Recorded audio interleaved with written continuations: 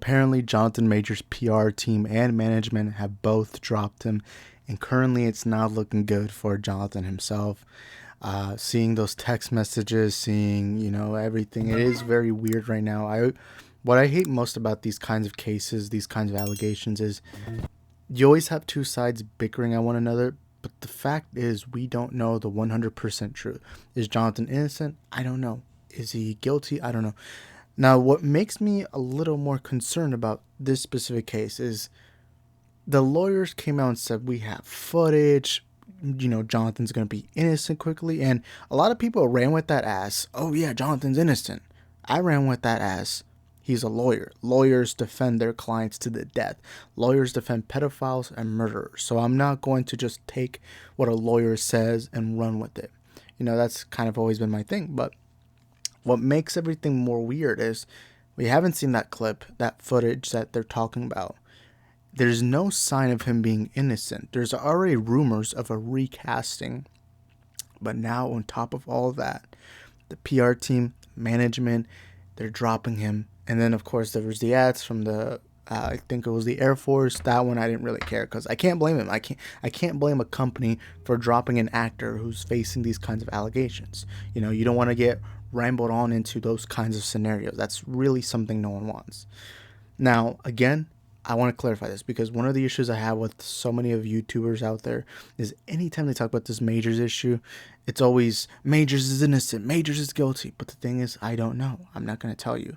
Based on what I've heard, based on what I've seen, which is essentially what the public can see, it does look like Jonathan is guilty. That's what I'm looking at. Not that he is guilty, because it's innocent until proven guilty. However, it does seem everything's just piling on top of it. And the thing is, if he is guilty, and these charges aren't going away, Marvel's got to move on. Marvel's got to find their new king. Now, the good thing Marvel has that advantage of, and I'm going to bring this up because I already brought this up in another video, but not everyone watches all my videos, but it is pretty easy to recast Jonathan Majors. He's a talented actor, yeah, sure. It's going to be difficult to fill the shoes of him.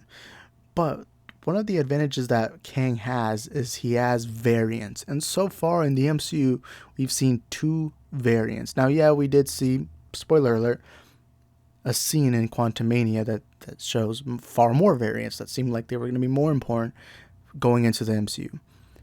But the 2 variants we've had time with look like Jonathan Majors. And as we've seen in the MCU, whether we're talking about Spider-Man, Loki, whoever, we've seen that in the MCU, variants can look different. So, realistically, it's not going to be that hard. They have that advantage. Sure, it'll be a little difficult, but, at the end of the day, I think every actor is replaceable. Me personally, if I'm a Marvel head, not as a lawyer, not as anything like that, just as someone who's trying to keep my business going, I personally would have to let go of Jonathan.